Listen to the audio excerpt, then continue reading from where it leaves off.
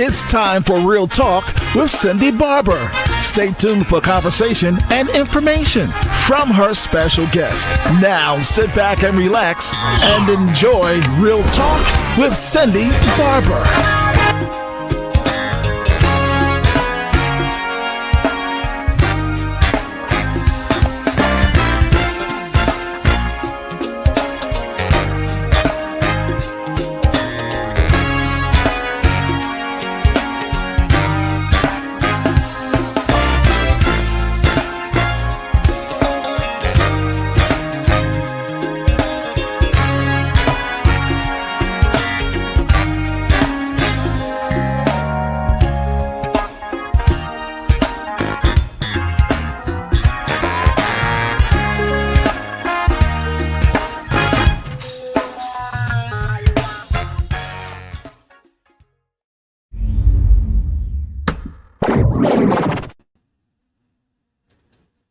Good evening, everyone, and welcome to Real Talk with Cindy. Please tag and share and let others know that we are on. We're here and my guest is here. So please tag and share and let others know that we're on. I hope everybody has had an amazing weekend. Please let me know the city, state, or the country you are joining me from. Please let me know the city, state, or country you are joining me from on tonight. I'm so excited to have my guest with me tonight, and I also have my co-host here, Mike Barnes. Hi, Mike. Hello, Cindy. Thanks for having me tonight. I'm excited to have you here with me on tonight, and I look forward to us interviewing our guest on tonight. We're not going to prolong, but I am going to also say that if you are interested and you would love to have your business or something to be advertised on Real Talk with Cindy, please DM me or send me your information, and I will be glad to post your flyer that you may have. So I would love to advertise for you on Real Talk with Cindy. So Mike, how was your weekend? Sister Cindy, it was an amazing weekend. Time to rest. Good. Of course, there's choir stuff, church stuff. Always. Yeah. Took a little time to watch football. I'm not ashamed. We're good. Also, if you're interested in being a blessing to Real Talk, please sow a seed and send it to my Cash App, which is $Cindy's Keys, $Cindy's Keys. So I'm going to ask you to please share, tag, and let me know the city and state you're joining me from. Good evening, Elder Antonio from New York. Lynn Reed from Ardmore, Pennsylvania. Good evening. Glad to see you. Please tag and share and let others know that we are on. I'm going to bring on my guest. And here is Reverend Milton Biggham. Good evening, Reverend. Good evening. Good evening. And good evening, Mike. Good evening, Mike. Good evening, Pastor Biggham. It's so good to see you on tonight and glad to have you with us. So we're just going to get right into our topic and to talk to you on tonight. You have so much to share. You are definitely a legend that has been around a long time. And I'm so honored to still have you and thank God that you're still here with us and still doing choir music. So what I wanted to start off asking you is, how did you begin? Or at what age were you when you began singing? And also, I think you play piano. So what age were you when you started? I'm scared to tell you my age, really. That's okay. You don't have to tell me your age. I'll do it for you, Cindy. Okay. I started playing piano at I guess 14, 15, somewhere around there. Okay. I'm getting a repeat of my vocal. I don't know what the sound is. Oh, are you? It's coming out there near me two times. Oh, okay. It's like an echo. I'll deal with it. Okay. I don't think so. I don't hear it on this end. On my end, I don't hear it. Sister Cindy, I hear it on my end also. Could you Ask Auntie Sue if she hears it. Is anybody hearing? Anybody hearing an echo? Yeah, she said there is an echo. There is. And Yes. Stacy said there is an echo. I hear it now. I'm going to, maybe I can mute myself and see if that will help. Mike, you can mute yourself and see if that will help. Okay. Hello, hello. I don't hear it now.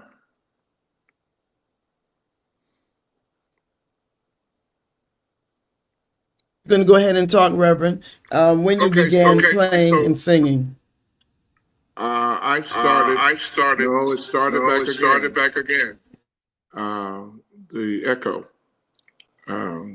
is still there. So Cindy, when Reverend is talking, if you mute. Yeah, I'm muting my mic. Yes. It arrests the echo. Okay. We'll mute and you go ahead and talk. And then when you finish talking, then I'll unmute. Well, the question was, how old was I when I started playing? I was at age 14, 15, living in a little town in Texas called La Mesa, Texas.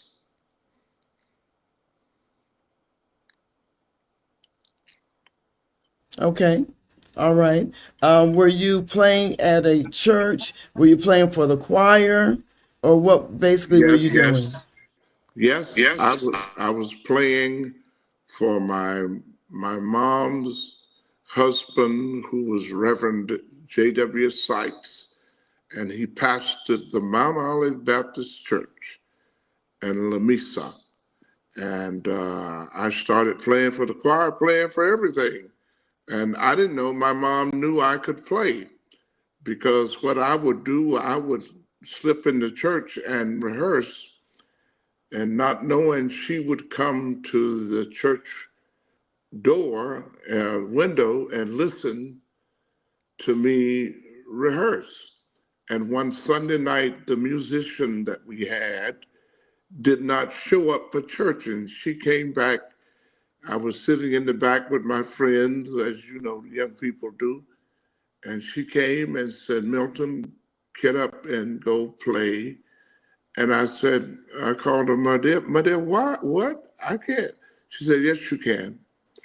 And I got up and went to the piano. And I've been at the piano ever since. That's good. That's really good. So begin to share with us your when you started recording, and how many recordings have you done with Savoy? So share that.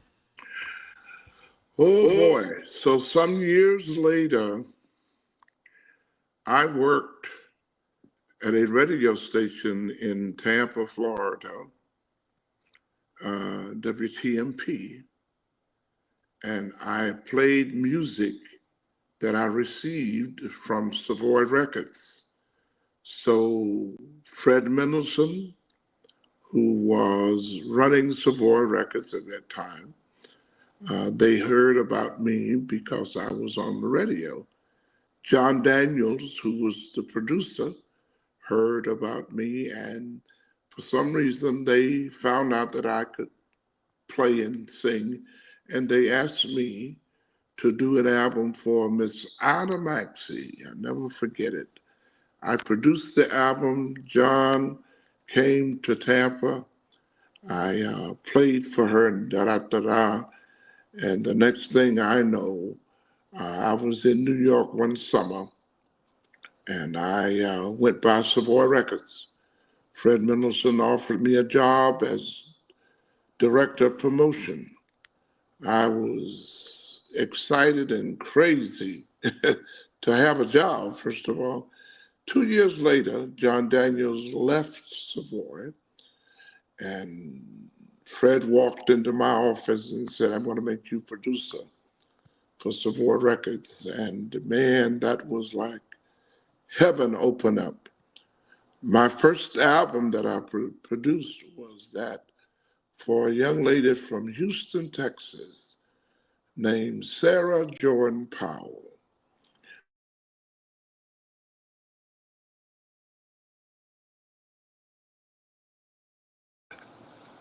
I started producing from then on. How many recordings have you produced? Oh, man. Hundreds. Perhaps. I've got to have produced, and I've never been asked that question. Back in those days, Sydney, when I started producing, Savoy Records was the only game in town. We produced 50 to 60 albums per year, all over the country. Everybody you can name, basically, I have produced. And in order to give you a number, I would say at least over 500 or more albums.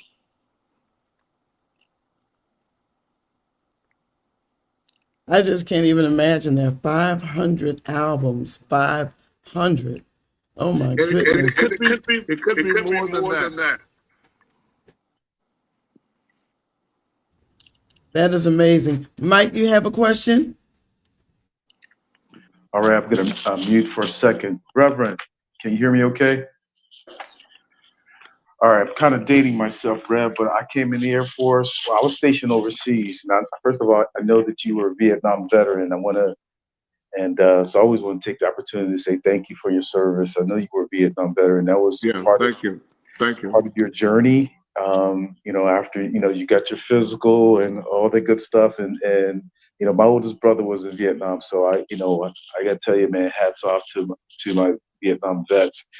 My first duty assignment, Reverend Biggham, I was overseas. I was stationed in England in the early 90s. I'm sorry, I digress. In the early 80s, and I had a record player, and I went to the BX, and the BX back then, even if you didn't have a lot of money, it didn't cost a whole lot.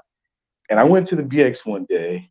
Now, keep in mind, Cindy, I had no idea who Reverend Biggham was. This is circa 1981, 82. I hadn't been to Georgia. I didn't know where Georgia was on the map, never heard of Reverend Biggham, but I grew up listening to Reverend James Cleveland. My community choir, I sung in Cincinnati.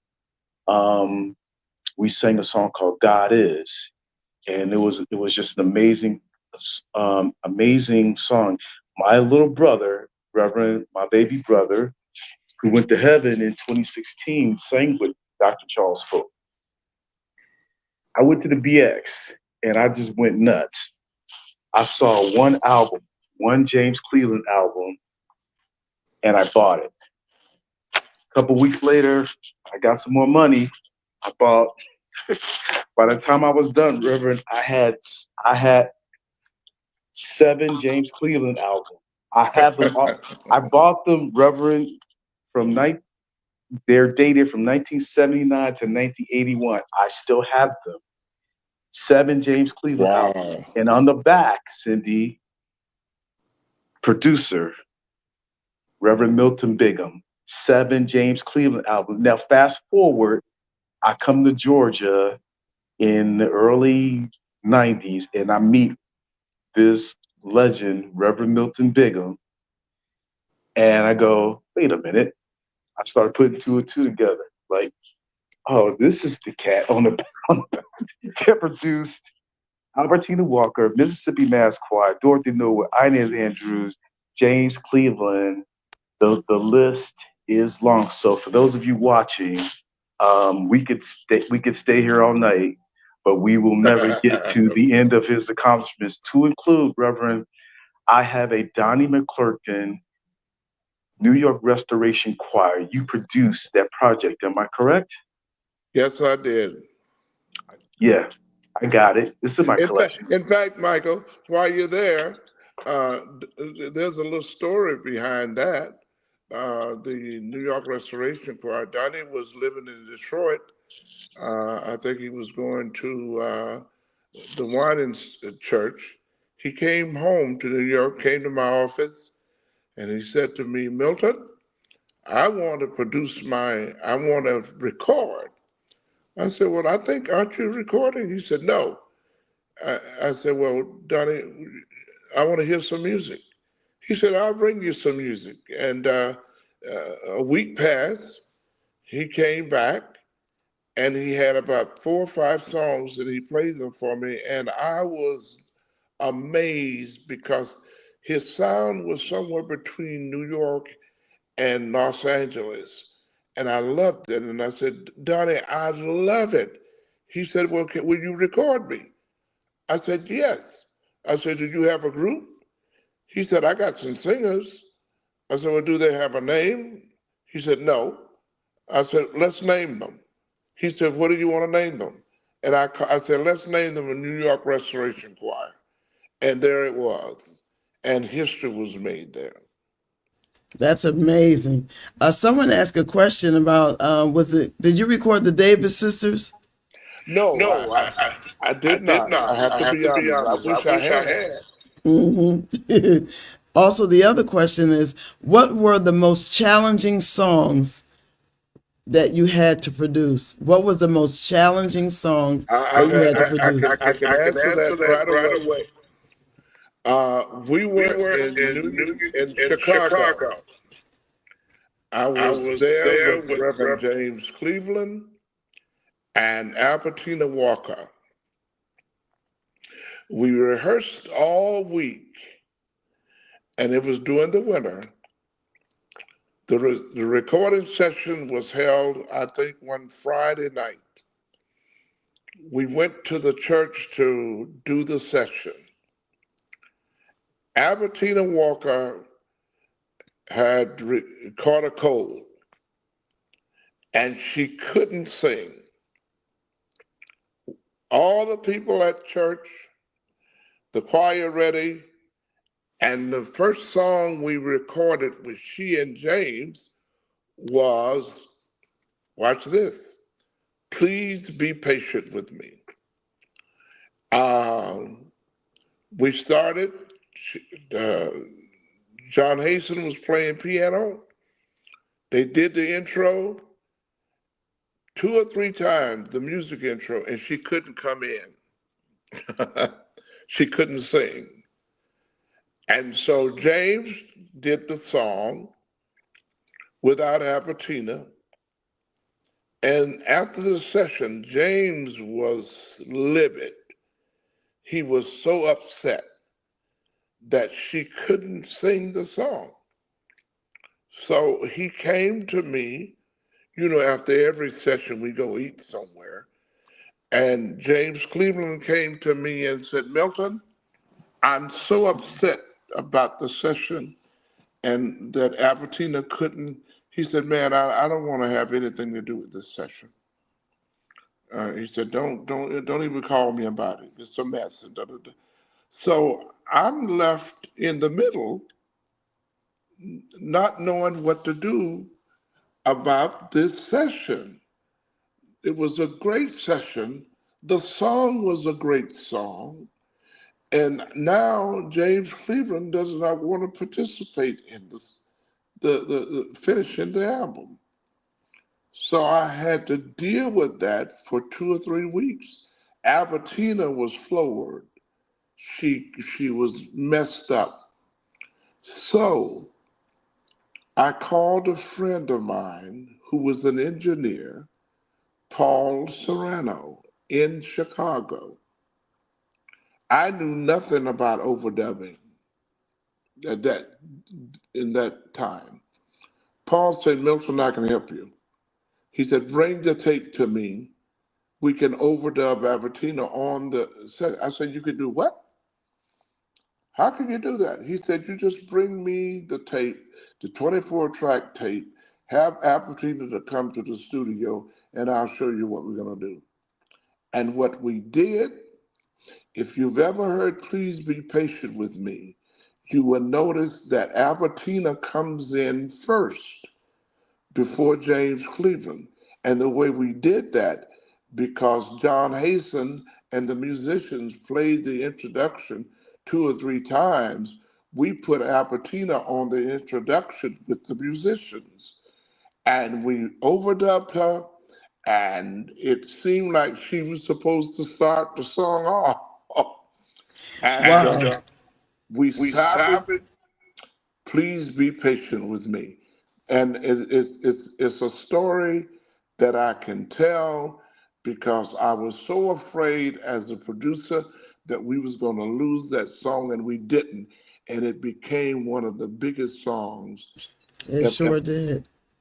It did. Wow, that's amazing. Anybody else, any other song that was challenging for you? That were Yes, yes. One of the other, I mean, big song that was challenging because the choir sang it so long. Father Hayes, Cosmopolitan Church Choir, and the song was Jesus Can Work It Out. The song was so long, Diane sang it She about did. 30, but she sang it, the original song was about 30 minutes long. So the challenge was to edit the song down to at least 5 minutes, 5 or 6 minutes. So it was me and a razor blade cutting the tape down Uh-huh. so that we could send it to radio. That was, I'll never forget it. I was so afraid because I had to make the decision what part of the song to take out and what part of the song to leave in. And I thank God for his direction because it became, again, one of gospel music's greatest songs. Yeah, it really did. Did they win a Stellar Award for that song? Or I she think so. did? I think she did. I think so. Yeah, I think she did. But and it's amazing that as a producer, you really have to know what to do and how to do it. And you have to quick decisions about what to do. And there's nobody looking over your shoulder when you're the producer. It's you in the studio, you and an engineer. And I am grateful for the leading of God because of what those songs became to so many million people all over the world. In your opinion, and then I'm going to let Mike talk. In your opinion, what makes a good producer? We're hearing some of it, but what makes a good producer? The ability to hear, the ability to hear good. That's it, to hear what's good, to listen and to differentiate between normal and exceptional. Because as a producer, you get music from all corners of the world. I cannot tell you how many people I turned down because I didn't feel that they had the goods. But then on the other hand, I'm proud of the ones that I said yes to that proved me right. And that's an ability that I think is God-given. There's a question here, but when did you start singing? I didn't sing. I didn't sing during most of my life as a producer because I didn't think. And then what happened? I organized. I started doing these mass choirs, and I organized Florida Mass Choir with Art Jones, and I started singing with Florida Mass Choir. And then I organized the Georgia Mass Choir, and I really, really started singing with the Georgia Mass Choir. And all of a sudden, my vocals became noticeable with Come in the Room. Oh yes, come in the room. Other songs that I did with choirs, and there you have it. Yeah, you did some amazing singing. And also now Mississippi Mass, and then we're going to go back and talk about Georgia Mass. But Mississippi Mass has, they've almost like reinvented themselves. This last album that they came out with is amazing. It sounds, it's a totally different sound. But you're on there. I think it was the song, Is You're All on the Altar? I did it all on the altar, and It's I wrote a amazing. song called "You're Gonna Make It." So I did 2 songs on that album, and you're right. That Mississippi Mass Choir is an amazing group of singers. They have a unique sound, and you know what? I'm happy that they called me back because some of the earlier songs that I led was done with Mississippi Mass Choir. That turned me into, I think, a soloist. Um, and they call him up, tell him what you want. I did many songs with that choir, and I'm grateful that they would ask me to do this last album with them. Yes, indeed. One question before I go to Mike. Someone says, my Aunt Louise Pugh sang lead with Florida Mass. I cannot tell it all. How do you see choirs today?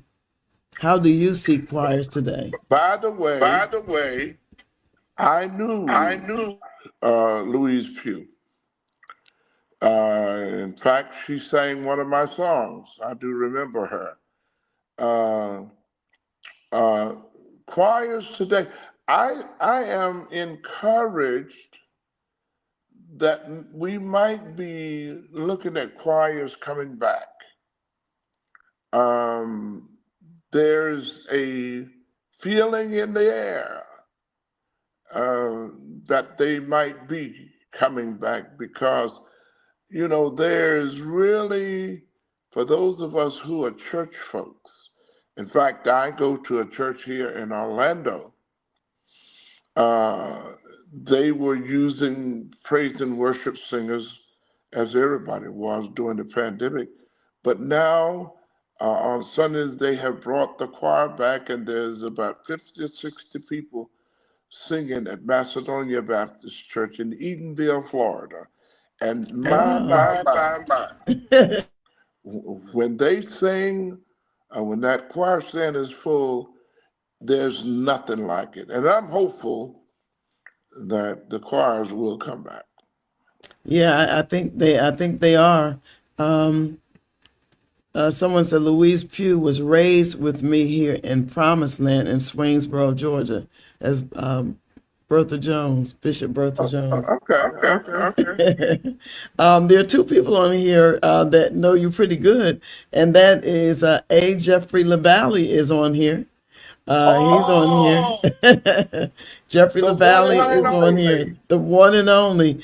And also, the organist himself, Ralph T. Lofton, is on here. Oh my God. He's on here. He says that he worked on a few projects with you. Ralph is a legend. Ralph is definitely a legend. He said, Milton Biggham, longtime brother. Good to see you.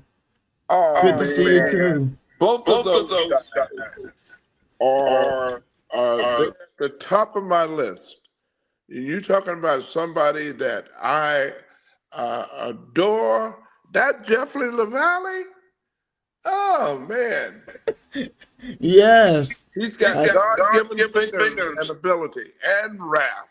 I love them both. Yes, absolutely. Someone also says on here, we really need to bring the choir back. And my aunt on here from Greenville, South Carolina, she says, I believe they are on their way back. And I do too. I'm seeing more about choirs. Also, Vincent Bohannon out of New York. He's really bringing young choirs back. He has a large choir out of New York, and he started another. Yeah, Vincent Bohannon. I'm telling you, he's on Hezekiah Walker's record label, and he's a phenomenal young man. Let me encourage you, Vincent. Bring him back, man. Yes, he even started a choir in Atlanta. So he's really doing well. He's really doing well. Mike, your questions? Awesome.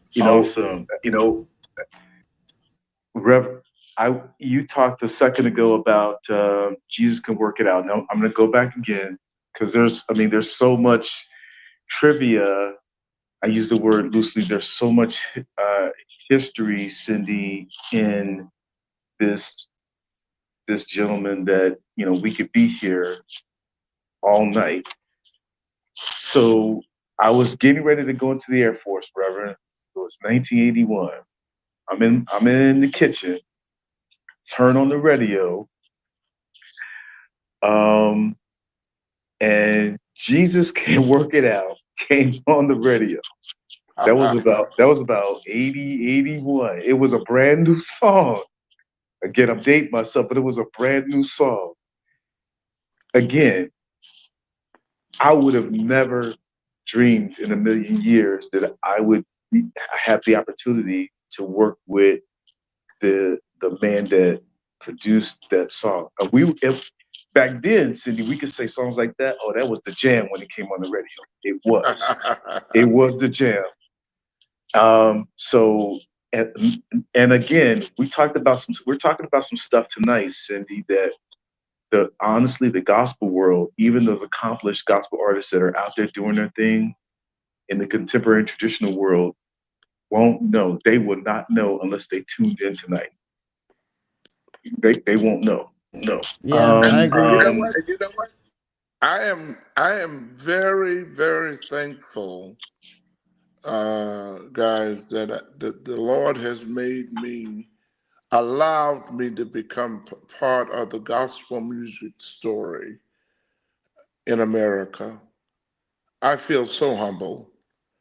And when I listen to you, Mike, when I listen to Jeffrey LaValle and my other brother, Ralph, I'm humbled that I was able to play a role. And, I just saw Janice Strickland say that she's been telling me that the life of Georgia Mass is not over. And I'm praying that maybe I get another chance to make a musical offering, hopefully through Georgia Mass.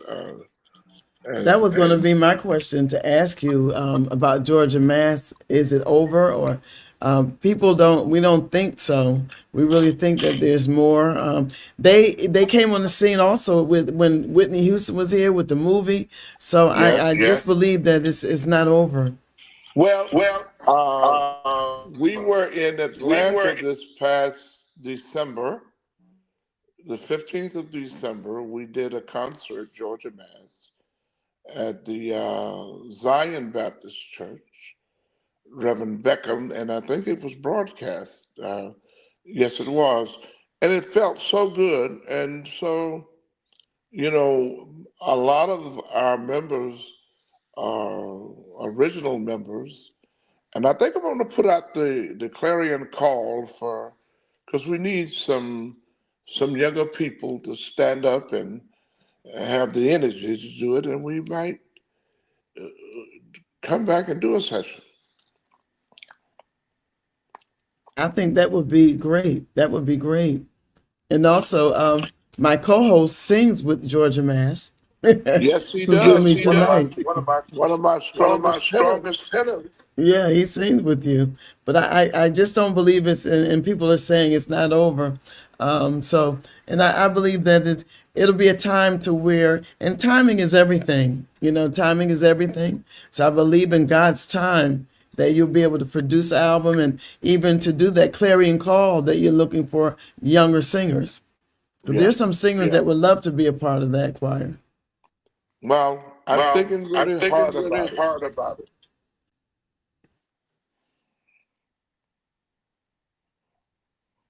It's good. Dolores Halsey says, their choir sings all of your songs. They're out of Greenville, South Carolina. All right. They sing all your songs. And thank God that the songs are still alive. And that's one thing we have to go on is having the songs in the archives that we can, go back to. Ralph Lofton says, that's the word right there, Cindy. Timing, God's timing. Yeah, you know, I've learned this as the disciples had learned from being with Jesus. When Jesus asked them to sail across the Sea of Galilee, the Bible says that Jesus had to force them because he said to them to go and he would stay. So I knew what they knew. Don't do anything or go any place without the presence of Jesus. And so, yeah, we'll wait for his timing. That's right. Amen. It's nothing like it. Mike, do you have another question before we close? Yes, I'm gonna be as quick as I can. And again, I just, folks who are tuning in, and we're recording this, Reverend, it's going to be post after, but I want folks to know, folks that we will probably never get in the room to let them know about the man who opened the door for traditional gospel music as we know today. I'm going to say to you personally, thank you for bringing to the forefront Timothy Wright. I'm going to thank you for bringing to the forefront the Preacher's Wife project. I did get a chance to record on the soundtrack, and I thank you for allowing me to do that with Elder Kenneth Payton. However, I actually had to deploy to Saudi Arabia, so I did not get a chance to appear in the movie. That's why, but I thank you for the opportunity. But before we get out of here, Reverend, you have to let the world know just a little bit about the Kirk Franklin journey, if you could share a little bit. Kirk, I met Kirk in Fort Worth. I was asked to come to Fort Worth to do a concert for Jewel Kelly. When I got to Fort Worth to do the concert, Jewel didn't have a musician. So she had to quickly find a musician. And she said to me, I know a little boy that could probably play for you. I said, will you please get him? Now, this is the day of the concert. She called Kirk. Kirk met me at the church prior to the concert, maybe an hour before the concert. I showed him my songs. He learned about 4 or 5 songs in about 30 minutes. When the concert happened that night, Kirk was absolutely fantastic. In fact, the people were listening to me, but more listening and looking at Kirk. And I saw the magic in Kirk Franklin. I saw the gift in him. So I asked Kirk, I said, man, you got to be heard. Can you write a song for Georgia Mass Choir? He said, yep. Long story short, I went to record Georgia Mass, brought in Kirk, and we got the song, one of the biggest gospel songs yet, Joy. And he, from that day on, and then I organized DFW Mass Choir. Oh, yes. Yes, we called Kurt Franklin. Kurt wrote, directed one of the biggest songs for DFW, um, and the song escapes me now. But One More Chance, it was phenomenal. We recorded at a church outside of Dallas that seated 6,000 people. We had 600 people in the DFW Mass Choir, and the church was jam-packed, and Kurt turned it out. He's a phenomenal brother. He is. How many you said was on the choir? 600. 600 people on the choir. I think for those of you who are listening, that video is available. And you can see a phenomenal recording session. 600 choir members, a church full of 6,000 people, and it was phenomenal. That is amazing. That is really, really amazing. Wow. What an amazing gift you have been to the body of Christ, and still just so much that you have, that God has blessed you with the songwriting and the impeccable ear that you have to hear. Because I know, I hear some producers don't hear things as well, and they just let it go on out because they just want to release something, So I thank God for you as a legend. Kathy Blood says Kirk Franklin is a great songwriter and musician. 600 choir members. Wow. Yeah, that's amazing. It's amazing. Good evening, Stephen Mills. Thanks for joining us. But I just want to thank you so much, Reverend Bingham, and I hope I can have you back on if you're recording with, I really believe you'll probably do something with Georgia Mass, and I would love to interview you. I would like to come wherever that recording may be, and we do a session, an interview, because I think that's going to be amazing. So I'm just praying that God will direct you, and you'll be led by the Spirit as you have been down through the years. Sydney, I want to thank you for this work. I thank you. I thank you for what you're doing, and to allow people in this day to hear a little bit about Reverend Milton Biggham. I'm grateful for the doors you're opening, and I'm grateful to be asked to do anything in reference to gospel music. And certainly if we record, you're going to have a front row seat. I'll make sure you're there. And Mike, thank you for being with me all of these years with Georgia Mass, man. And I'm happy to see you. And for all of you that are looking, let's pray. And I don't want to forget this.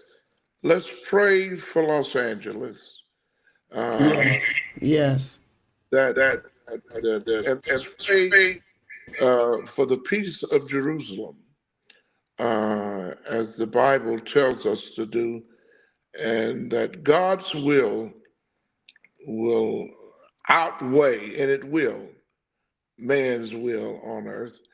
And again, thank you so very much for all of you who have brought the music and experienced some of Milton Biggham. Keep praying for me. I'm praying for you. God bless you. God bless you, Reverend, and thank you so much for being here tonight. And I want to thank everyone that is watching and those that had comments, and just keep praying, like he said, for Reverend Bingham. We have so much to pray for with Los Angeles. Like he said, the peace of Jerusalem, just so many things to pray for. And we're so thankful for what God has done for us. and continue to pray for me with this platform. And I'm coming back stronger.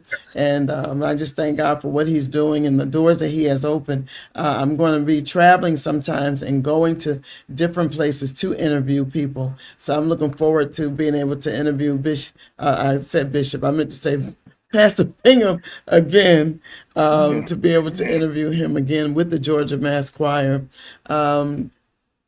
Dolores Housey says Stephen is a great director in Greenville. Oh, God bless. That's wonderful. Glad to have you here on tonight. God bless you. Blessings, Lawrence Moore. Thank you for joining us. But I want to say to everyone, just thank you so much for being a part of Real Talk. And special thanks to my co-host, Mike Barnes, who's been with me before, and I'll have him back on again. He's a tremendous friend I've known for quite a few years, over 20-something years. So I thank God for him. And I want to say good night to everyone. And please remember to keep us all in prayer. And remember to join Real Talk again real soon. And I look forward to seeing everyone again, hopefully the week after next. God bless you. Thank you so very much for tuning in to Real Talk with Cindy Barber. We hope you have been informed and inspired by the conversation on this evening. You can contact Cindy Barber on Instagram at CindyRBarber04. You can email her at ms.cindybarber@gmail.com or the YouTube channel at Cindy R. Barber. You can also contact Cindy about having your event advertised on Real Talk with Cindy Barber. Cindy looks forward to you joining her next week for another informative conversation right here on Real Talk with Cindy Barber. Until then, have a great evening.